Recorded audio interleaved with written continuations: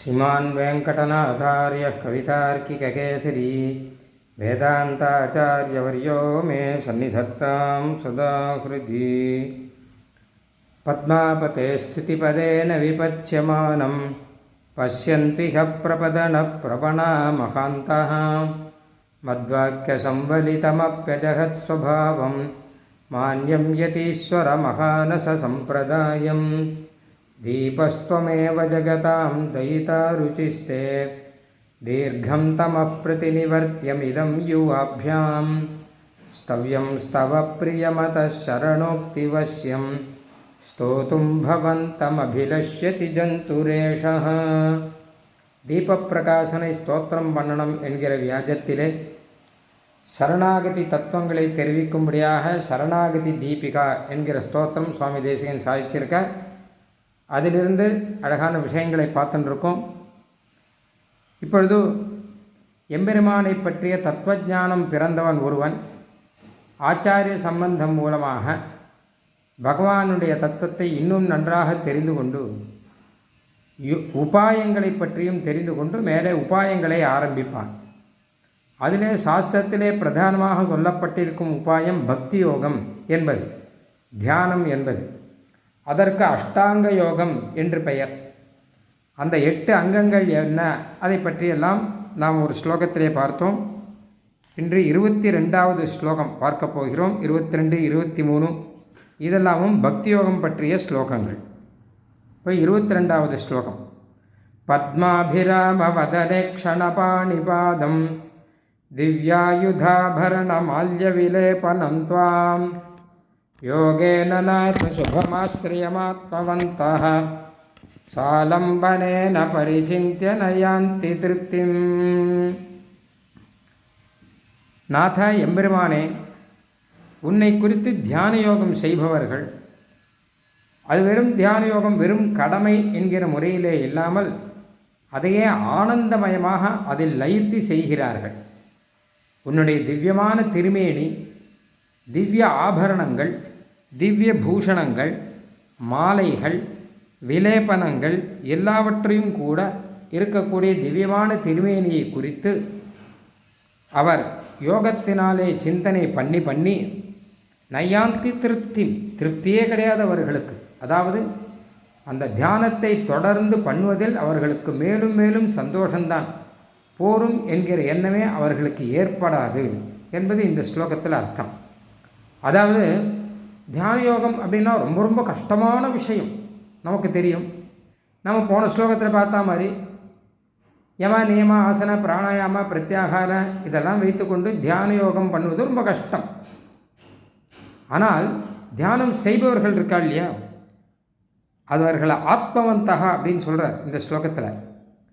நல்ல மனஸ்விகளாக தியானம் செய்பவர்கள், சுத்தமான மனசோட அவளை கேளுங்களேன், தியான யோகம் பண்ணுறங்களே எப்படி இருக்குன்னு கேட்டால் உலகத்திலேயே அதைவிட ஆனந்தம் எதுவும் கிடையாது அப்படின்னு சொல்லுவார்கள். அந்த ஆனந்தத்திலே லயித்து இருப்பார்கள் அவர்கள். ஏன்னா அந்த தியான யோகம் அப்படிப்பட்டது. அப்படியானா தியானம் கஷ்டம் தெரியும், அது ஆனந்தமாக இருக்குமா அப்படின்னா மற்ற தியானங்கள்லாம் கஷ்டமாக இருக்கலாம், ஆனால் பகவானை பற்றிய தியானங்கிறது ஆனந்தமாக இருக்கும் அப்படின்னு இந்த ஸ்லோகத்தில் சாரமாக நம்ம எடுத்துக்கணும். ஏன்னு கேட்டால் பகவானுடைய திருமேனியை தியானம் பண்ணுறான் அவர்கள். அந்த திருமேனிக்கு சுபாஸ்ரயம் அப்படின்னு பெயர். ஸ்ரீ விஷ்ணு புராணத்தில் தியானத்தை பற்றி சொல்லும்போது சுபாஸ்ரயமான திருமேனியை பற்றி தியானம், எம்பெருமானுடைய ஆத்மஸ்வரூபத்தை பற்றி தியானம், இப்படி 2 இருக்குது. முன்னாடியே பார்த்தோம் நம்ம போன ஸ்லோகத்திலே. சமாதி யுகலேன அப்படின்னு 2 வச்சுக்கலாம். திருமேனியோடு கூட ஆத்மாவை தான் தியானம் பண்ண போகிறார். இருந்தால் கூட இந்த தியானத்தில் வர அனுசந்தானத்தை பார்த்தா 2 விதம். ஆத்மாவை பற்றி பரமாத்ம ஸ்வரூபத்தை பற்றி தியானம் வரைச்ச கல்யாண குணங்களோடு கூட பரமாத்ம ஸ்வரூபத்தை தியானம் பண்ணுவார்கள்.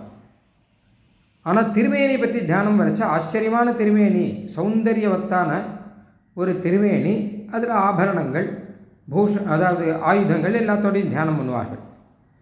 இந்த 2ல் எந்த தியானம் உயர்ந்தது அப்படின்னா அப்படி கணக்கு கிடையாது, 2ஐயும் சேர்த்து தான் தியானம் பண்ணுவாள். அதில் ஒரு விதத்தில் அந்த திருமேனி தியானம் உயர்ந்ததுன்னு ஸ்ரீ விஷ்ணு புராணத்தில் சொல்கிறார்.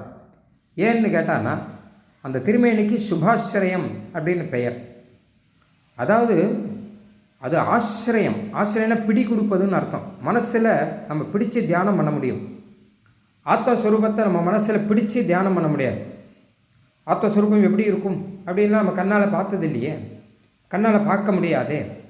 ஏதோ உபனிஷத் சொல்கிறதை கேட்டு அதுபடி தியானம் பண்ணலாம், அவ்வளோதான். ஆனால் திருவேணியை நாம் நேர சேவித்து கண்ணால் பார்த்து அந்த திருவேணியை மனசில் நிறுத்தி தியானம் பண்ண முடியும். அதனால் அதுக்கு ஆசிரியம் அப்படின்னு பெயர். ரெண்டாவது விஷயம் சுபம் அப்படிங்கிறது. சுபன்னா அப்படி தியானம் பண்ணால் நம்ம பாபங்கள்லாம் போகும். ஏன்னா இந்த விஷயம் தெரியாத அத்வைத மதத்தெல்லாம் என்ன பண்ணிருக்கான்னு கேட்டால், பெருமாள் திருவேணியை அதை அவ்வளோ விசேஷமாக அவன் நினைக்கலை, அதை சுபம்னு நினைக்கலை. ஏதோ பெருமாள் உருவம் இல்லாட்டா பெருமாளை பற்றி புரிஞ்சிக்க முடியாது, அதனால் உருவம் கொடுக்கிறார்கள் அப்படின்னு நினச்சின்னு இருக்கான். உருவத்தை ஏதோ நாம் கொடுத்தா மாதிரி நினைக்கிறான். பெருமாளே கருணையினால் திவ்ய அவதார திருமேனியெல்லாம் எடுக்கிறான் அப்படின்னு புராணங்களில் சொல்லியிருக்கு. அவள் அதை அப்படியே யதாவத்தாக எடுக்கிறதுக்கு அவள் இது இல்லை. சமீபத்தில் கூட பேசியிருந்த போது இந்த மாதிரி சில புஸ்தகங்கள்லாம் பார்த்தவர் ஒருத்தர், வெளியில் இங்கிலீஷில் புஸ்தகங்கள்லாம் பார்த்துருக்கார் போல இருக்கு. அவர் சொன்னார், எனக்கு விசிஷ்டாத்வைத்தத்தில் ஒரு விஷயம் சரிப்படலை அப்படின்ல. என்ன விஷயம் சரிப்படலை அப்படின்னா, ஏன் பெருமாளுக்கு ஒரு திருமேனி நீங்கள் கொடுக்குறோங்க? பெருமாளுக்கு சர்வேஸ்வரன் சர்வசக்தன்லாம் இருக்கட்டும், கை கால் இந்த மாதிரி திருமேனிலாம் ஏன் நீங்கள் கொடுக்குறோங்கோ அப்படின்னு கேட்குறார். நாம் கொடுக்குறாமே, நாமளா கொடுக்குறோம்? ராமாவதாரம் நாம் கொடுக்கலையே, கிருஷ்ணாவதாரம் நாம் கொடுக்கலையே, ஸ்ரீவைகுண்டத்தில் சவ்யம் பாதம் பிரசாரிய அப்படின்ற திருமேனியோ இல்லை திருப்பார்கடலில் பெருமாள் இருக்காங்க திருமேனியோ நாம் கொடுக்கலையே. இல்லை, பெருமாளாக எடுத்துன்ற திருமேனியை தானே அவர்கள் தியானம் செய்கிறார்கள். அப்படி தானே சாஸ்திரங்கள்லாம் சொல்லியிருக்கு. நாங்கள் கொடுக்கலையே, பெருமாள் தானே எடுத்துட்டுருக்கார் அப்படின்னா. பெருமாள் ஏன் எடுத்துட்டுருக்கார் அப்படின்னு கேட்டார். அவர் கருணையினால் எடுக்கிறார். ஏன்னு கேட்டான்னா, பகவானை பற்றி புரிஞ்சிக்க முடியாமல் இருக்கா சில பேர், புரிஞ்சுட்டும் தியானம் பண்ண முடியாமல் இருக்கா. அப்போ அவர்களுக்காக எடுக்கிறார். அப்போ அது சுபம். சுபம்னா என்ன அர்த்தம் கேட்டால், நம்ம திருமேனி மாதிரி கிடையாது. வேடிக்கைக்கு சொல்கிறேன், நம்ம உடம்பெல்லாம் சுபம் கிடையாதே, இது கர்மத்தினாலே வந்தது. பலவிதமான அசுபங்கள் இதில் இருக்குது, உண்டாகக்கூடியது அழியக்கூடியது எல்லாம் இருக்குது. ஆனால் பெருமாள் அவதார திருமேனிகளை பற்றி அவதார ரகசியத்தில் முன்னாடியே பார்த்தோம். அப்போ அந்த திருமேனிகளை தியானம் பண்ணால் நமக்கு பாபங்கள் போகும் அப்படின்னு ஒன்று சொல்லியிருக்கோம் இல்லையோ. அதனால் அது சுபம். நீங்கள் நினைக்கிற மாதிரி அது எதுவும் திருமேனி கற்பனைன்னு நினைக்கக்கூடாது. பெருமாளே புரிய வைக்கிறதுக்காக அவர் எடுத்துக்கிறார் அப்படின்னு நினைக்கக்கூடாது. அது சுபமாக வச்சுருக்கார் பெருமாள். இதை தியானம் பண்ணால் உங்களுக்கு மோட்சம் கிடைக்கும், அர்ச்சாவதாரமும் இருக்கிற மோட்சம் கொடுக்கும்னு சாதிக்கிறார் சுவாமி தேசிகன். அப்படிப்பட்ட ஒரு திருமேனி. அதனால் திருமேனி தியானம் அப்புறம் ஆத்ம தியானம், இது ரெண்டும் உண்டு. ரெண்டையும் விடக்கூடாது. இது இருந்தாலும் அதை விடக்கூடாது, அதை இருந்தாலும் இதை விடக்கூடாது. அந்த திருமேனி தியானத்தை பற்றி இந்த ஸ்லோகத்திலையும், ஆத்ம தியானத்தை பற்றி அந்த ஸ்லோகம், ஆத்மஸ்வரூபம் பரமாத்மஸ்வரூபம், அந்த தியானத்தை பற்றி அடுத்த ஸ்லோகத்திலையும் சுவாமி தேசிகன் சாதிக்கிறார். இந்த ஸ்லோகத்தில் எப்படி இருக்குன்னு கேட்டால், பத்மாபிராம வதனே க்ஷணபாணி பாதம். எம்பெருமானுடைய திருமேனி எல்லாமே ஆச்சரியமான அழகு. நான் அபிலாவக்கிரம தூரம் ஆபிரூப்பியம்னு சொன்ன மாதிரி வாயால் சொல்ல முடியாத அளவு அழகு. தாமரைப்பூ போன்றதுன்னு சொல்லுவார்கள். பெருமாளுடைய திருக்கை, அதாவது வதன ஈக்ஷண பாணி பாதம். வதனம்னா திருவாய், ஈக்ஷணா திருக்கண், பாணினா திருக்கை, பாதம்னா திருவடி. எல்லாமே தாமரைப்பூ போல இருக்கான் மொத்தமும். கைவண்ணம் தாமரை வாய் கமலம் போலும் கண்ணினையும் அரவிந்தம் அடியும் அக்தேன் அப்படின்னு திருவங்கியாழ்வார் பாட்டு இருக்கு இல்லையா, அதை அடியொற்றி சுவாமி தேசிகன் சாதிச்சிருக்க. பத்மாபிராம வதனே க்ஷணபாணி பாதம் திருவங்கியாழ்வாராவது ஒரு 2 வரியில் சாதிச்சிருக்கார். சுவாமி தேசிகன் ஒரே வரியில் முடிச்சுட்டார். தாமரைப்பூ போன்ற வதனம் ஈக்ஷணம் பாணி பாதம் இதை கொண்டவர். அப்படிப்பட்ட திருமேனி தான் தியானம் பண்ணுறோம். அதுதான் சௌந்தரியம் அப்படிங்கிறது கொட்டி கிடக்கக்கூடியது. தாமரைப்பூ போல அப்படின்னு சொன்னது கூட ஒரு உதாரணம் சொல்லி நமக்கு புரிய வைக்கணுங்கிறதுக்காக சொன்னது தான். உண்மையில் கட்டுரைக்கில் தாமரை நின் கண்பாதம் கையொவ்வான்னு நம்மாழ்வார் சொல்கிறார். தாமரைப்பூவெல்லாம் ஏதோ புரியறதுக்கு சொன்னதை தவிர தாமரைப்பூ போல இல்லை, அதை காட்டிலும் உயர்ந்த அழகான திருமேனி. அதனால் பத்மாபிராமன பத்மத்தை போன்ற அழகானன்னு அர்த்தம். இன்னொரு அர்த்தம் கூட வச்சுக்கலாம், பத்மத்தை காட்டிலும் அழகான வதன ஈக்ஷண பாணி பாதங்களை உடையவன் எம்பெருமான். அந்த திருமேனியை தியானம் பண்ணுறோம். அடுத்த விஷயம், திவ்யாயுதாபரண மால்ய விலேபனந்த்வாம். குறத்தவன ஒரு விஷயம் சொல்லியிருக்கார். தாமரைப்பூ போல கண்ணுன்னு சொல்லிடுறோம், ஆனால் தாமரைப்பூ போல குளிர்த்தி இருக்குது, தாமரைப்பூ போல மிருதுவாக இருக்குது அப்படின்லாம் சொல்கிறோம். ஆனால் தாமரைப்பூவுக்கு கருணா கடாட்சம் பண்ண தெரியுமா? கண்ணுக்கு கருணா கடாட்சம் பண்ண தெரியுமே? அதெல்லாம் எங்கே போய் சொல்கிறது நாம்? அடுத்த விஷயம், திவ்யாயுதாபரண மால்ய விலேபனந்த்வாம். திவ்யமான ஆயுதங்கள், ஆபரணங்கள், மாலைகள், புஷ்ப மாலைகள், விலேபனம் அப்படின்னா சந்தனம் முதலானதுக்கு விலேபனம் பெயர். இதெல்லாம் கூடியிருக்கு பெருமாள் திருமேனியில். இதெல்லாம் அப்ராக்கிருதமாக இருக்குது. திவ்யம்னு போட்டிருக்காரு இல்லையா?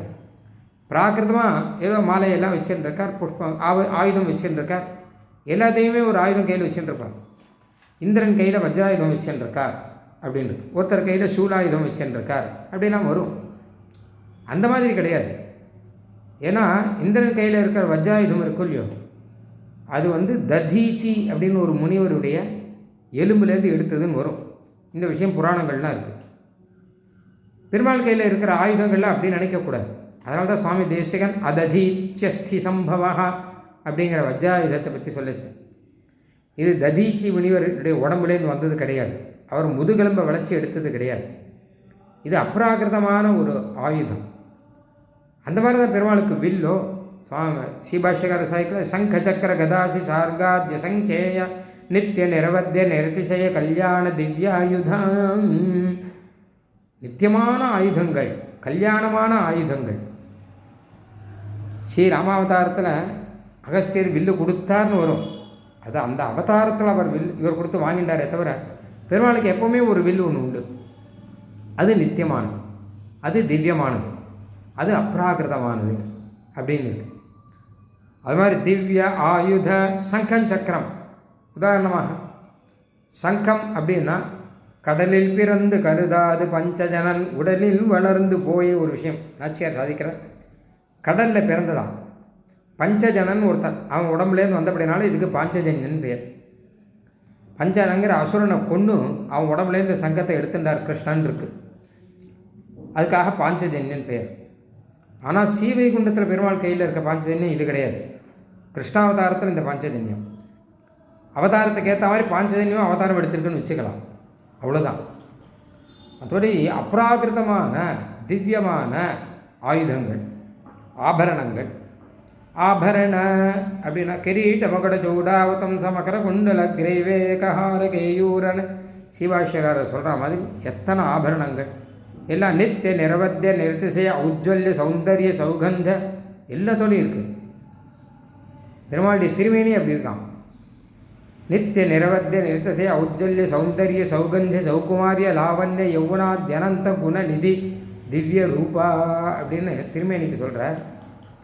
கிரீட்டம் மகுடங்களுக்கெல்லாம் நல்ல சக்தி, நல்ல பிரகாசம். ஆயுதங்களுக்கு அபரிமிதமான சக்தி, ஆபரணங்களுக்கு அபரிமிதமான பிரகாசம் அப்படி இருக்கு. பீதாம்பர காஞ்சிகுண நூபுரா தபரிமித திவ்ய பூஷணா அப்படின்னு ஆச்சரியமான ஆயுதங்கள், ஆச்சரியமான ஆபரணங்கள் எல்லாத்தோடையும் சேவை சாதிக்கிறான் பெருமாள். அப்போ பெருமாள் திருமேனியை பற்றி சொல்கிறாளே அறகுறையாக புரிஞ்சுண்டு, உண்மையில் அந்த திருமேனியில் இருக்கிற ஆயுதங்கள் ஆபரணங்கள் எல்லாமே அப்ராகிருதம், அதெல்லாமே நித்தியம், அதுக்கெல்லாமே அபரிமிதமான சக்தி உண்டு, அதெல்லாமே மோட்சத்தை கொடுக்குன்னு உண்டு. சங்கம் சக்கரங்கள்லாம் இருக்கும் இல்லையோ, ஞானம் கொடுக்கும் மோட்சம் கொடுக்கலாம்னு சொல்லியிருக்கா. சங்கமே விசேஷம், சக்கரமே விசேஷம் அப்படி இருக்கு. அப்புறம் மால்ய திவ்யமான மாலைகள் பெருமாளுக்கு இருக்குது. வைஜெயந்தின்னு வனமாலை இருக்குது முதலானது. அப்புறம் விலேபனம் சந்தனப்பூச்சு முதலானது. சந்தனப்பூச்சு குங்குமப்பூச்செல்லாம் பெருமாளுக்கு சமர்ப்பிக்கிறா இல்லையா, அதெல்லாம். இத்தனையோடு கூட பெருமாள் திருமேனி அர்ச்சாவதாரத்தில் சேவை சாதிக்க நிறையா சந்தனங்கள், நிறையா குங்குமங்கள், நல்ல மாலைகள், நல்ல ஆபரணங்கள், நல்ல ஆயுதங்கள் எல்லாத்தோடையும் அர்ச்சாவதாரத்தை பெருமாள் சேவை சாதிக்கிறார் இல்லையா. அதே மாதிரி ரூபத்தை, அப்ராகிருதமான ரூபத்தை தியானம் பண்ணுறான் அவெல்லாம். திவ்யாயுதாபரண மால்ய விலேபனந்த்வாம்.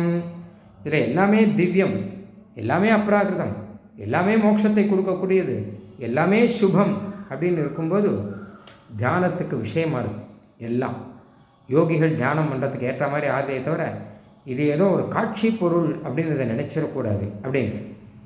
யோகேன நாத சுபமாஸ்ரயமாத்மவந்தः சாலம்பனேன பரிசிந்தியன யாந்தி திருப்திம்.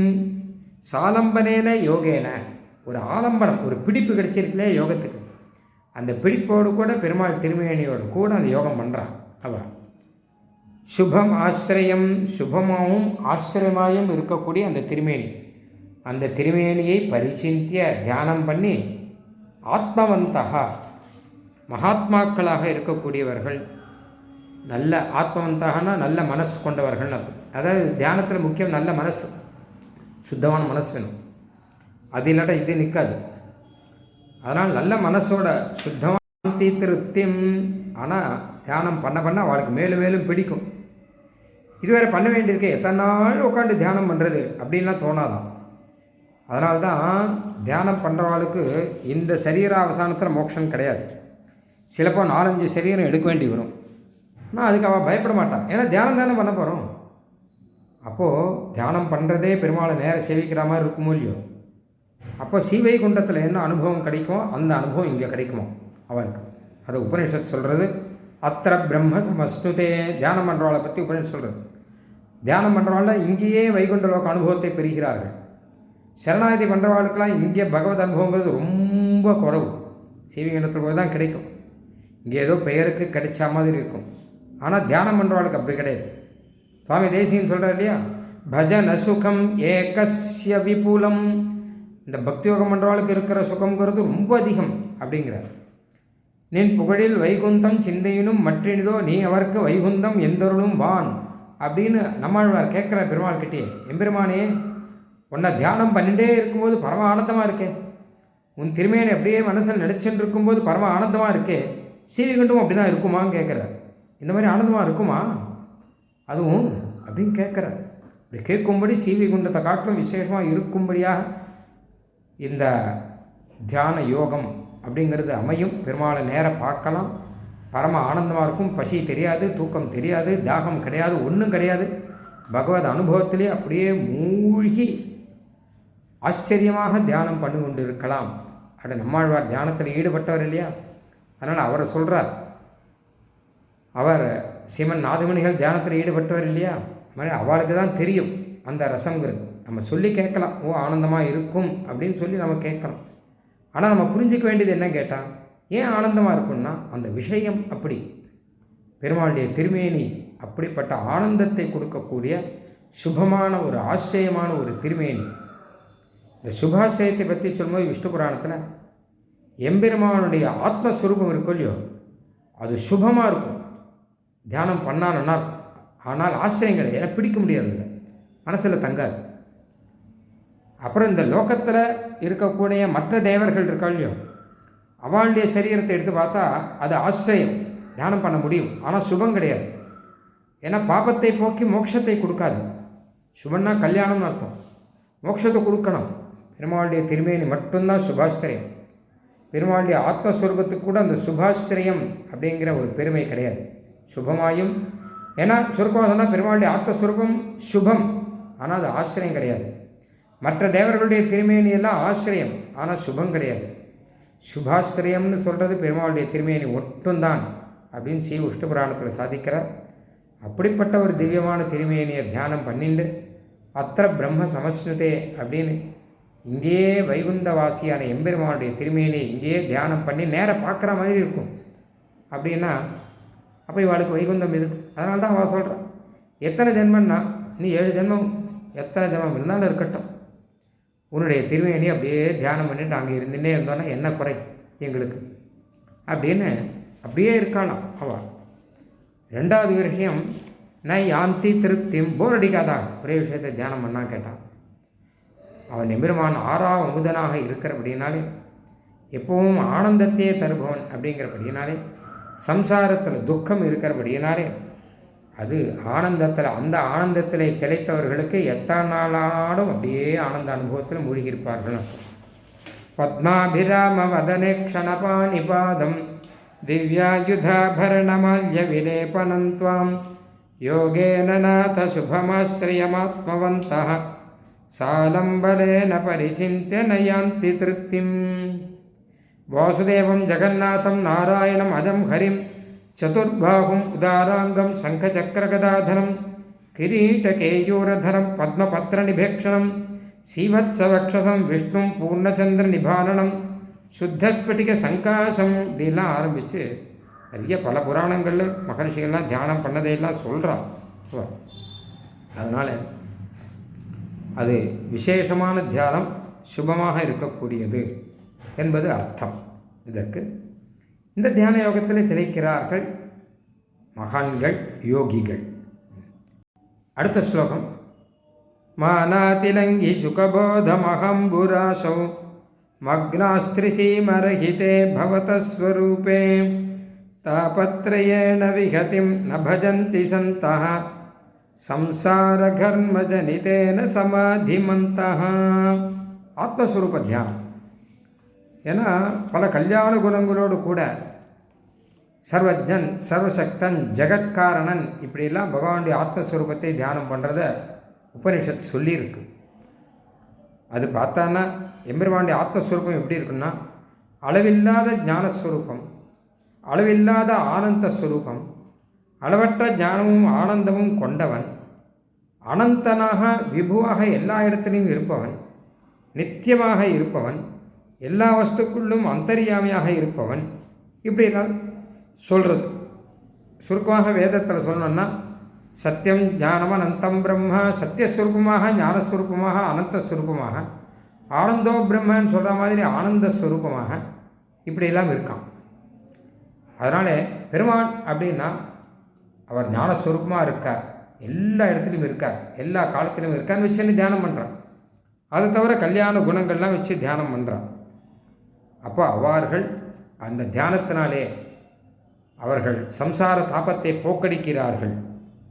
தாபத்திரயத்தினாலே பீடிக்கப்பட்டவர்கள் அந்த தாபத்தை போக்கடிக்கிறார்கள் அப்படின்னு அர்த்தம். மானாதிலங்கி சுகபோதமஹம்புராசௌ. மான அதிலங்கி அளவு கடந்த, சுகம் ஆனந்தம், போதம் ஞானம் எல்லாம் உள்ள மகாம்புராசி பெரிய சமுத்திரம், ஞானக்கடல், ஆனந்த கடலாக இருக்கக்கூடிய எம்பெருமானுடைய ஆத்மஸ்வரூபம்னு அர்த்தம். எப்படி கடலுக்கு அளவு கிடையாதோ அது மாதிரி அளவற்ற ஞானக்கடலாகவும் ஆனந்த கடலாகவும் இருக்கக்கூடியது. அப்புறம் மக்னாஸ்திரிசீமரஹிதே பவதஸ்வரூபே. திரிசீமரஹிதே, 3 விதமான எல்லை இல்லாதவன், லிமிட்டு. ஏன்னா சில பேருக்கு காலத்தினாலே லிமிட். எல்லா வஸ்துக்குமே இந்த காலம்தான் இருக்கும், இத்தனை காலம்தான் இருக்கும். ஆனால் பெருமாளுடைய ஆத்மஸ்வரூபத்தில் அது கிடையாது, எல்லா காலத்துலேயும் இருப்பார். காலத்தினாலேயோ தேசத்தினாலேயோ வஸ்துனாலேயோ லிமிட்டு கிடையாது. ஏன்னா எல்லா காலத்திலையும் இருப்பார், எல்லா தேசத்துலேயும் இருப்பார், எல்லா வஸ்துவாகவும் இருப்பார். எல்லா காலத்திலையும் இருக்காருன்னா நித்தியமாக இருக்கிறபடினாலே, எல்லா தேசத்துலேயும் இருக்காருன்னா விபுவாக எங்கேயும் பரவி இருக்கிறபடினாலே, எல்லா வஸ்துவாகவும் இருப்பார்னா எல்லா வஸ்துக்குள்ளேயும் அந்தரியாமையாக இருக்கிறபடினாலே அந்தந்த வஸ்துவாகவே இருக்கார். அதனால் 3 விதமான ஒரு எல்லைங்கிறது அவருக்கு கிடையாது. பரிச்சேதம்னு அளவு, ஒரு அளவுபடுத்தி சொல்ல முடியாது.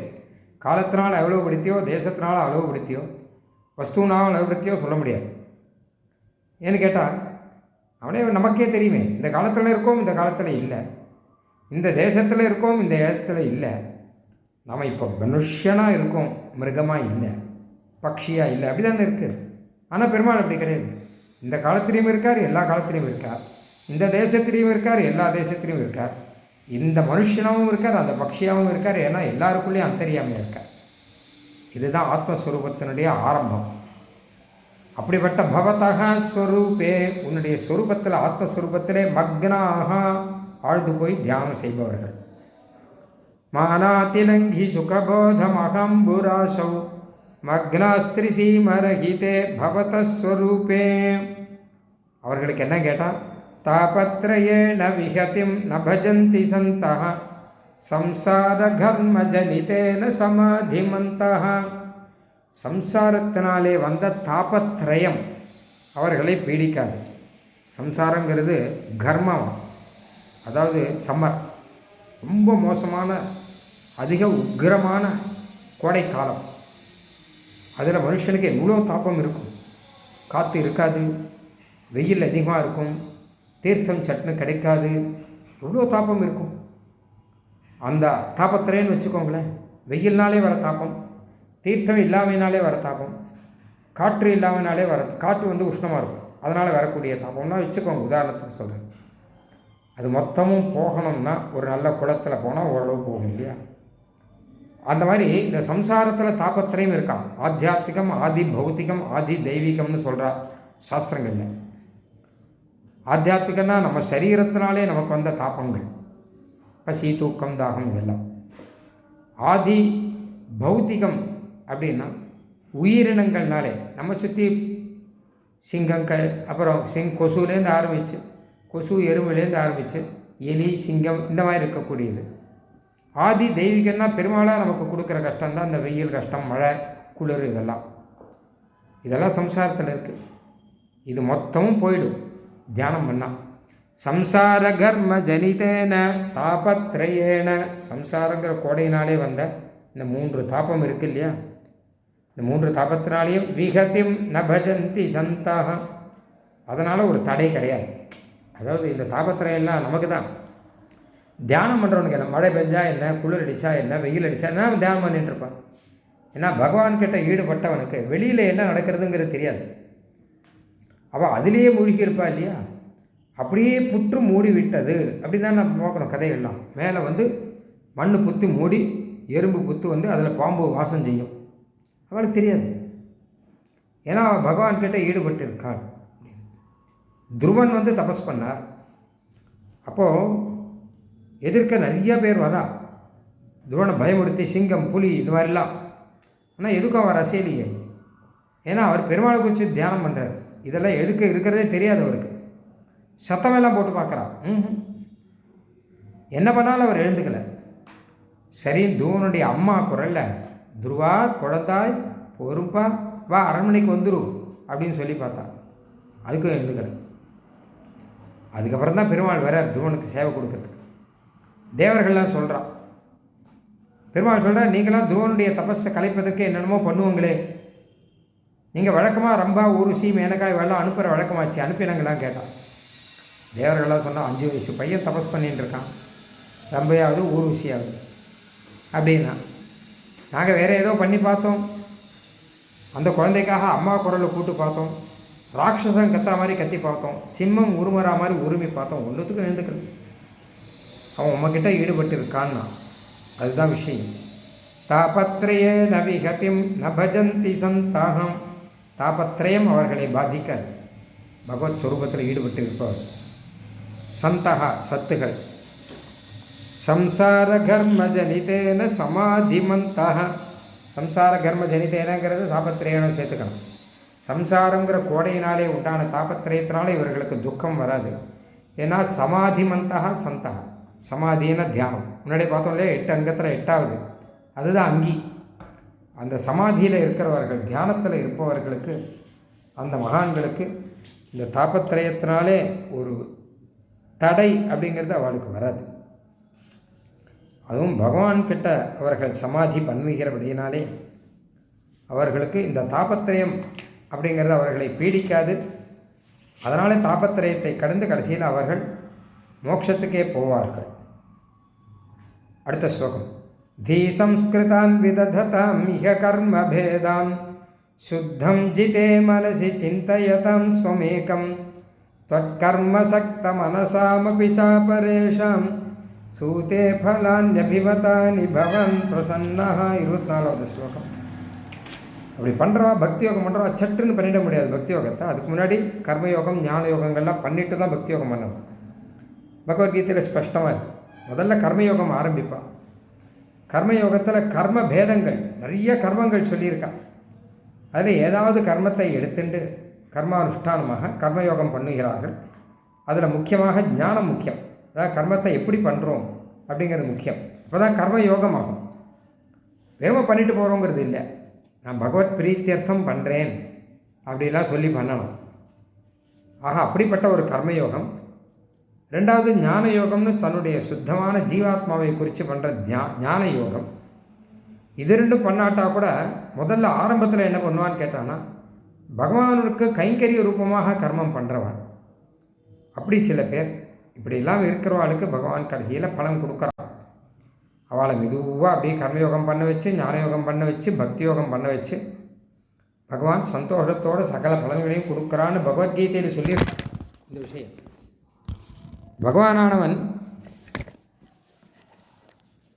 அவர்களுடைய யோகத்தை எல்லாம் நடத்தி வச்சு அவளுக்கு பலனை கொடுக்குறான் அப்படின்னு பகவத்கீதையில் கண்ணனே சொல்கிறான். பிரசன்னஹான் என்ன பண்ணுறான்? முதல்ல கர்மயோகத்துக்கு முதல் வரி, தி சம்ஸ்கிருதான் விதததாம் இக கர்ம பேதான். கர்மயோகம்னா என்னன்னா, யாகமோ தானமோ தபஸோ கேசவார்ச்சனமோ தீர்த்த யாத்திரையோ இதில் ஏதாவது ஒரு கர்மத்தை எடுத்துட்டு விடாமல் பண்ணிக்கணும். அதை பகவத் பிரீத்தியர்த்தம் பண்ணணும். பகவான் நடத்துகிறான் அப்படிங்கிற எண்ணத்தோடு பண்ணணும். அப்படி பண்ணால் கர்மயோகம்னு பேர். பகவத்கீதையில் ஒரு விஷயம் சொல்கிறார், கர்மயோகத்தில் கர்மத்தை காட்டிலும் ஞானம் முக்கியங்கிறார். அதான் அந்த எண்ணம் முக்கியம். ஏதோ ஒன்று பண்ணுறோம் அப்படின்னு சொல்லிட்டு பண்ணிட்டு போகிறது இல்லை. கடமையேன்னு பண்ணுறோம் அப்படிங்கிறது இல்லை, கஷ்டப்பட்டு பண்ணுறோங்கிறது இல்லை. என்ன கேட்டால், பெருமாளுக்காக ஒன்று நான் பண்ணலை, பெருமாள் பண்ண வைக்கிறார். ரெண்டு எனக்காக பண்ணலை, பகவத் பிரீத்தியர்த்தம் பண்ணுறேன். கர்த்திருவ தியாகம், பலத்தியாகம். நான் கர்த்தா இல்லை, பெருமாள் அடியனை கொண்டு பண்ண வைக்கிறேன். பலன் எனக்கு இல்லை, பெருமாளுடைய பிரீத்தி பலன். இதோடு கூட பண்ணும்போது அது கர்ம யோகம் ஆகிறது. அதனால தான் கர்ம யோகம்னு பேர். கர்மத்தில் யோகம்னா ஞானம்னு அர்த்தம் வச்சுக்கோங்க. கர்மத்தில் யோகம் முக்கியம், யோகத்தில் கர்மம் முக்கியம்னு கண்ணன் ஒன்று சொல்கிறான். அதாவது கர்மத்தில் இந்த ஞானம்ங்கிறது ரொம்ப முக்கியம். அந்த ஞானத்தோடு கூட அந்த ஏதாவது ஒரு கர்மத்தை பற்றி அவன் கர்மயோகம் பண்ணுவான். அதனால தான் சொல்கிறார், தி சம்ஸ்கிருதான். ஞானத்தாலே நன்னா சம்ஸ்காரம் செய்யப்பட்ட, ஞானம் நன்னா கலந்து இருந்து விசேஷமாக ஆக்கப்பட்ட கர்மபேதான், பலவிதமான கர்மங்களை விதததாம் செய்பவர்களுக்கு. இது முதல்து. இகனா இந்த உலகில்னு அர்த்தம். இந்த லோகத்தில் அந்த மாதிரி கர்மயோகம் பண்ணுறவா சில பேர் பகவத்கீதையில் சொன்ன மாதிரி யோகமாக யாகமோ ஏதாவது பண்ணுறோம். ரெண்டாவது, சுத்தம் ஜிதே மனசி சிந்தையதாம் ஸ்வமேகம். தன்னுடைய மனசில் ஆத்மாவை தியானம் பண்ணுறவர்கள். ஜிதே மனசி, ஜெயிக்கப்பட்ட மனசு, மனசை அடக்கி மனசை ஜெயிச்சு சுத்தமாக ஸ்வம் ஏகம், தன்னையே தியானம் பண்ணுறவர்கள். இந்த ஆத்மஸ்வரூபம், ஜீவாத்மஸ்வரூபம் இருக்கும் இல்லையோ, இதை தியானம் பண்ணுவாள். இதுக்கு ஞான யோகம் அப்படின்னு பெயர். இந்த கர்மயோகம் பண்ணி அந்த ஞான யோகம் பண்ணான்னு வச்சுக்கோங்க, அப்போ அந்த ஆத்மஸ்வரூபம், ஜீவாத்மஸ்வரூபம் நன்னா புரியும். அந்த ஜீவாத்மஸ்வரூபத்துக்குள்ளே பரமாத்மஸ்வரூபம் இருக்குது, அதை தியானம் பண்ணணும். அடுத்தது சுவாமி தேசிகன் அழகாக சொல்கிறார், கிழிச்சீரைக்குள்ளே ரத்னம் இருக்குதுன்னு வச்சுக்கோங்க. ஒரு துணியில் கட்டி ரத்னத்தை வச்சுருக்காங்க, ஆச்சரியமான பட்டு துணியில் ரத்னத்தை கட்டி வச்சுருக்காங்க. முதல்ல அந்த பட்டு துணியை தெரிஞ்சுக்கணும், அப்புறம் தானே உள்ளே இருக்கிற ரத்னத்தை எடுக்க முடியும். அந்த மாதிரி பட்டு துணி மாதிரி ஜீவாத்ம ஸ்வரூபம், அதுக்குள்ளே இந்த பரமாத்ம ஸ்வரூபம் இருக்குது. பரமாத்ம ஸ்வரூபம் ரத்னம் மாதிரி. அந்த ரத்னத்தை எடுத்துக்கணும்னா முதல்ல பட்டு துணியை பார்த்து அதை எடுக்கணும் இல்லையா? அதனால் ஜீவாத்ம ஸ்வரூபத்தை புரிஞ்சுட்டு அதுக்குள்ளே பரமாத்ம ஸ்வரூபம் இருக்குது அப்படின்னு அடுத்தது பக்தி யோகம் ஆரம்பம். இக முதல்ல கர்மயோகம், அடுத்தது ஞான யோகம். சுத்தம் ஜிதே மனசி, ஜிதே மனசி, ஜெயிக்கப்பட்ட மனசிலே, அடக்கின மனசிலே, சுத்தம் ஸ்வமேகம், சுத்தமான தன்னுடைய ஆத்மஸ்வரூபத்தை சிந்தையதாம், சிந்தனை பண்ணுபவர்கள், அதாவது ஞானயோகம் செய்பவர்கள். மூணாவது, தொற்கர்மசக்த மனசாம் அபிச்ச அபரேஷாம். இது ரெண்டும் இல்லாமல் இன்னும் சில பேர் இருக்கா. கர்மயோகமே ஒழுங்காக பண்ண முடியாது அப்படின்னா என்ன பண்ணுறேன்னு கேட்டால், தொற்கர்மசக்த, உன்னுடைய கர்மத்திலே, அதாவது பகவத் கைங்கரியத்தில் ஈடுபட்டவர்கள். பெருமாள் பகவத்கீதையில் கண்ணன் என்ன சொல்கிறான் அப்படின்னு கேட்டான்னா, அபியாசேப்ய சமர்த்தோசி மட்கர்ம பரமோபவ. எப்படி இந்த யோகம்லாம் பண்ணுறது அப்படின்னு கேட்டால், அபியாசம் பண்ணணும். திருப்பி அபியாசம் பண்ண முடியலையே அப்படின்னு கேட்டால், பகவத் ஸ்வரூபத்தை அபியாசம் பண்ணணும். அதாவது பெருமாளுடைய திருவேணியை சேவிச்சு அதுவும் பண்ண முடியலன்னா அப்போது எனக்காக கைங்கரியம் பண்ணிட்டு இருக்கோங்கிற. மட்கர்ம பரமோபவ, என்னுடைய கைங்கரியத்தை பண்ணிட்டு இருக்கோம். பெருமாளுக்கு பூந்தோட்டம் அமைச்சு பூ கட்டி சமர்ப்பித்தல், திருவிளக்கு ஏற்றுதல், பிரதட்சிண பிரணாமங்கள் செய்தல், பாராயணங்கள் செய்தல், மெழுகி கோலமிடுதல், நாமகீர்த்தனம் செய்தல், இந்த மாதிரிலாம் இருக்கும் இல்லையோ, இதெல்லாம் பண்ணிவிடுவாங்க. முதல்ல இதில் ஆரம்பிங்க. இதை பண்ணிட்டே வந்தால் தான் அந்த கர்மயோகமே வரும். அதுக்கப்புறம் தான் ஏதாவது ஒரு கர்மாவை எடுத்துன்னு பண்ணலாம் அப்படின்னு தோணும். இதெல்லாம் கீதா பாஷ்யத்தில் சாதிக்கிற கண்ணனே சொல்கிறான், மட் கர்ம பரமோபவ மதர்த்தமப்பி கர்மானி குர்வன் சித்திம் அவாப்சிசி. நீ இதில் ஆரம்பி, எனக்காக நீ கைங்கரியங்கள் பண்ணணும்னு ஆரம்பித்தாலே உனக்கு சித்தி வரும் அப்படின்னு அர்த்தம். ஆக இந்த மாதிரி ரீதியில் சுத்தம் ஜிதே மனசின்னு ஆரம்பித்து அப்புறம் கர்மசக்த மனசாம் அப்பிச்ச அபரேஷாம். இன்னும் சில பேர் உன்னுடைய கைங்கரியத்திலேயே, இந்த இடத்துல கர்மானா கைங்கரியம் அர்த்தம், பகவத் கைங்கரியத்திலேயே ஈடுபட்டு இருப்பவர்கள் இவர்கள் எல்லாருக்கும் சூதே பலானி அபிமதானி, அவர்கள் அபிமதானி விரும்பின பலானி பலன்களை சூதே கொடுக்கிறார். யார்? பவான் பிரசன்னா, நீர் பிரசன்னமாய் கொடுக்கிறார். யார் யாருக்கு என்ன பலன் வேணுமோ, கர்மயோகம் பண்ணுறவங்களுக்கு என்ன பலன் கேட்பான்னு கேட்டான். அடுத்து ஞானயோகம் நன்னா சித்திக்கணும், பக்தி யோகம் நன்னா சித்திக்கணும் கேட்பான், அதை கொடுப்பார். ஞானயோகம் பண்ணுறவனுக்கு அடுத்து பக்தி யோகம் சித்திக்கணும்னா அதை கொடுப்பார். ஆத்ம சாட்சா்காரம் வரணும், ஜீவாத்மாவை சாட்சா்காரம் வரணும், அப்போ தான் உள்ளே இருக்க பரமாத்மாவை பார்க்க முடியும்னா அதை கொடுப்பார். இல்லை பெருமாளுக்கு கைங்கரியங்கள்லாம் பண்ணி முதல்ல ஆரம்பிக்கிறேன்னா, இப்போ நல்ல கைங்கரியங்கள்லாம் பண்ணி பெருமாள்கிட்டேயே ஈடுபாட்டை அதிகமாக்கிண்டு சம்சாரத்தில் ஈடுபாட்டை குறைச்சிண்டு மெதுவாக கர்மயோகம் ஆரம்பிக்கலாம் பார்க்குறேன்னா அதை கொடுப்பார். ஆனால் எல்லாமே பகவத் பிரீத்தி தான் பரம உத்தேசியம். பகவத் பிரீத்திரத்துன்னு தான் கர்மயோகம் பண்ணுறதே, அதுக்கு தான் ஞான யோகம் பண்ணுறதே அப்படின்னு அந்த பிரீத்தி பகவத் பிரீத்தியத்தை பண்ணுறதுக்கு தான் இந்த கைங்கரியத்தில் ஆரம்பிக்கணும்னு சொன்னார். கண்ணனே இந்த வழி சொல்லியிருக்கான்.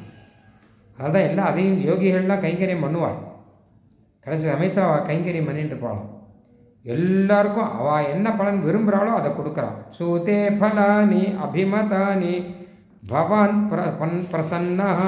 அப்படி முதல்லேருந்து ஆரம்பித்து கர்மயோகம், ஞான யோகம், பக்தி யோகம் பண்ணுறவாளுக்கு பலன் கொடுக்குற அந்த பக்தி யோகத்தினுடைய எப்படி ஆத்மஸ்வரூபத்தை தியானம் பண்ணுறார், பெருமாளுடைய திருமேனியை தியானம் பண்ணுறது, ரெண்டையும் தியானம் பண்ணணும்னு சொல்லி இதனுடைய அஷ்ட அங்கங்கள்லாம் சொல்லி கிட்டத்தட்ட ஒரு 5 ஸ்லோகத்தில் பக்தி யோகத்தை பற்றி விஸ்தாரமாக சுவாமி தேசிகன் சாதிச்சிருக்கார் அப்படின்னு இப்போ பார்க்குறோம். அதுக்கடுத்து சரணாகதி பற்றி ஆரம்பம், அது அடுத்த ஸ்லோகத்தையும் பார்க்கலாம். கவிதார்த்திக சிம்ஹாய கல்யாண குணசாலினே ஸ்ரீமதே வெங்கடேசாய வேதாந்த குரவே நமஹ.